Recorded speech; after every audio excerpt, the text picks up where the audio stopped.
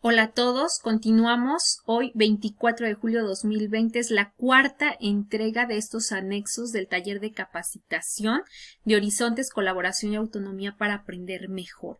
Sí, bueno, recuerden, me contactan en Facebook, Margarita Miranda, mi canal YouTube, los invito a que se suscriban, sí, Mago Miranda C, y también como recientemente lo hice, se creó este grupo de materiales educativos, Educación Básica Nueva Escuela Mexicana. Contesten algunas preguntas para poder ser aceptados en este grupo, ¿sí? Y aquí estarles compartiendo pues estos videos, algún otro material y que me contacten si es que desean las presentaciones, ¿sí? Bueno, continuamos y es la sesión 3 hacia nuevos roles de docentes y estudiantes. La tengo programada pues para el día 29 de julio de 2020, al menos esto sucede acá en el Estado de México.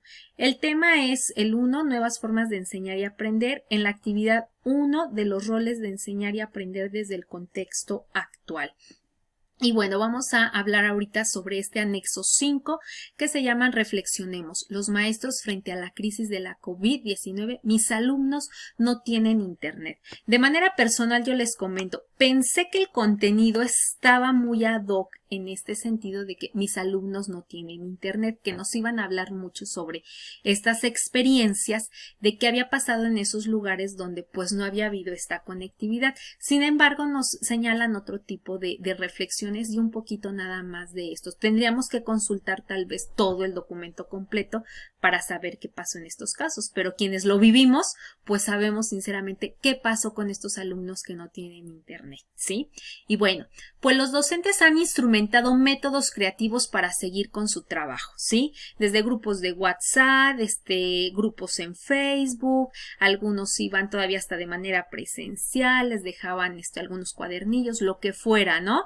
En el camión repartido del refresco, el panadero o algo, mandaban las tareas, bueno, inventamos muchísimas formas para mantener comunicación con nuestros estudiantes. Y bueno, adquirieron una nueva visión de las prioridades educativas, lo cual es una de las lecciones más valiosas que se derivaron de esta experiencia. Hay una situación inédita del permanecer en casa para evitar el contagio, guardar la sana distancia, no fácil para nosotros mexicanos, ¿verdad? Por apapachadores y fiesteros también, hay que reconocerlo. Pero dar continuidad al aprendizaje con esta estrategia de aprende en casa. En algunos lugares funcionó, en otros no. Google Classroom también, pero sobre todo la comunicación que nosotros como docentes hayamos tenido con nuestros estudiantes. Apoyar a las familias para el logro de aprendizajes. Implementación de estrategias asequibles, accesibles, aceptables y adaptables a las posibilidades, necesidades y escenarios de cada rincón del país. Sí, pues esto ya fue lo que cada uno de nosotros pudo ir experimentando.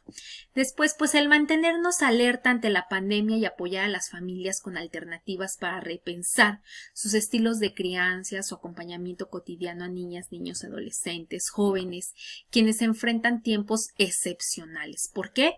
Y por hipermodernidad, ¿sí?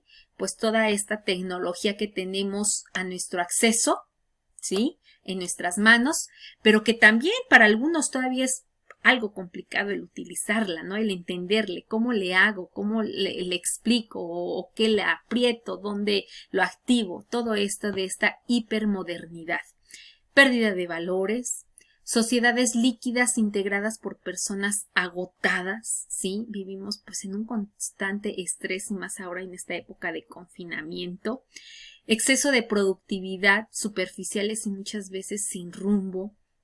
Es tarea de todos ayudar a combatir el individualismo, reforzar los valores universales, reflexionar sobre lo que ha sido nuestra vida hasta ahora.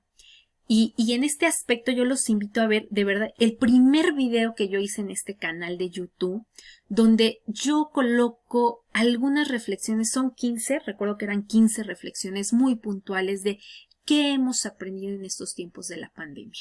¿Sí? Y es un video que de verdad los invito a verlo. Tuve ahí algunas fallitas de luz, de iluminación y eso, pero el audio se escucha muy bien.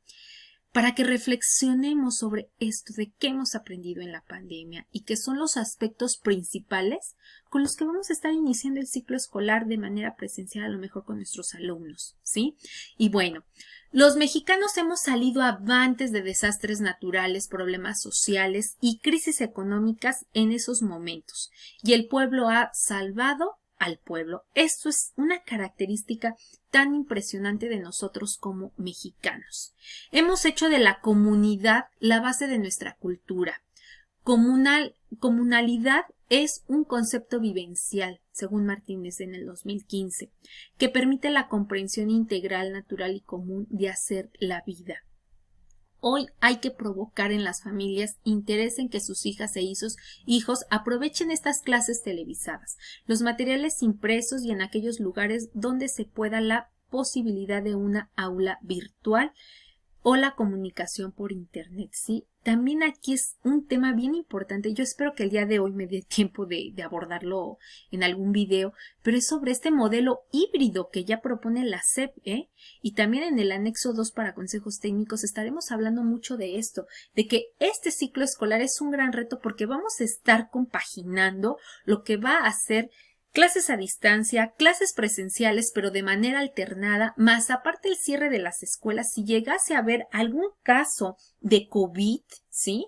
Entonces se cierra la escuela por 14 días, entonces imagínense, cerramos 14 días ya por un contagio o algunos.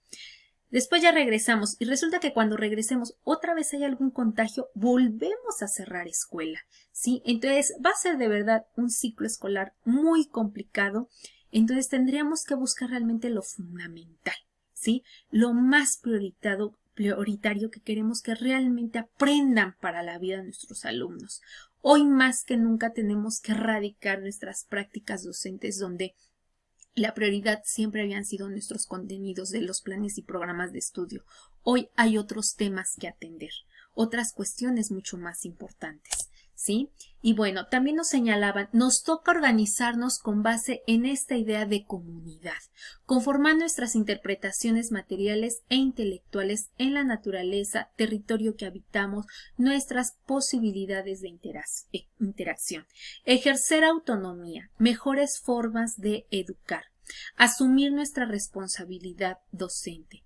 No volveremos a ser los mismos. Hoy más que nunca no cabe duda de esto, dejar de querer terminar el programa, centrarnos en formar niñas, niños, adolescentes, jóvenes que desarrollen un pensamiento crítico, afronten con resiliencia los retos del mundo, aprendan a ser autónomos, positivos, honestos, solidarios, empáticos. Ayudar también aquí en esto es algo que pues sí, nos está correspondiendo a nosotros como docentes, ¿no? A encontrar otros modos de apoyar a los padres a encontrar otros modos de educar a sus hijas, hijos. Pensar que si terminan el libro, la tarea o el cuaderno lleno, ya la hicieron. Esta idea también a veces hay que irla quitando a los padres de familia. Su papel no es solo supervisar este cumplimiento de tareas, de trabajos. Se requiere educar a niñas, niños, adolescentes, jóvenes desde una perspectiva más democrática, que ayude a su desarrollo como personas críticas, reflexivas, éticas, creativas, colaborativas y por ello más comprometidas en la vida. Conviene apoyar a los padres para que dejen otros estilos de crianza permisivos o autoritarios. Aquí diría el refrán de las abuelitas, ni muy, muy, ni tan, tan, ¿verdad? O sea, ni ser tan exigentes, tan estrictos, pero tampoco a veces ser tan flexibles. Tendríamos que ir buscando un punto realmente de equilibrio y que promuevan un estilo autónomo, participativo, inclusivo y responsable de la propia acción frente a las consecuencias que esto tenga. ¿Sí? Y finalmente reflexionar, decía aquí este texto, vean, esto lo copié porque realmente, o sea, me parece súper importante de reflexionar cada quien. ¿Qué ruido te causa esto acá en tu cabeza? Una amiga suele decir, quien tiene un porqué, encuentra un cómo. ¿Qué tan cierto? ¿Sí? ¿Qué tan cierto? A mí siempre me ha gustado hacer este tipo de materiales educativos y todo, pero una amiga que se llama Gaby, no digo sus apellidos, pero es Gaby, de acá del Estado de México, siempre me decía, oye, Mago, ¿por qué no promueves tus materiales, amiga? Mira que esto, que el otro. No encontraba el cómo, o tenía yo todavía esa resistencia, pero ¿cómo los puedo compartir? ¿sí? ¿Cómo puedo hacerle para que más gente conozca lo que yo hago? Esto que me apasiona en el tema educativo. Pero ahora, con este confinamiento, he aprendido a utilizar estas tecnologías. Y digo, tengo un porqué, porque quiero compartir, ¿sí? Lo que realmente me gusta, me apasiona en el tema educativo. Y he encontrado el cómo, ¿sí? Y dice, al pensar las actividades a diseñar para nuestros estudiantes, debemos ser empáticos con sus condiciones y situación actual. Nadie las conoce mejor que las y los docentes, pues están ahí, en su contexto, conscientes de los recursos de las familias y convencidos de que no se trata de atender los contenidos faltantes, sino de que el educando reflexione sobre el mundo en el cual vive, la manera como nos constituimos en sociedades, habitamos el planeta e interactuamos con los demás. Ello importa más que el currículum y que los libros de texto. Se trata de ayudar a niñas, niños, adolescentes, jóvenes a aprender a aprender.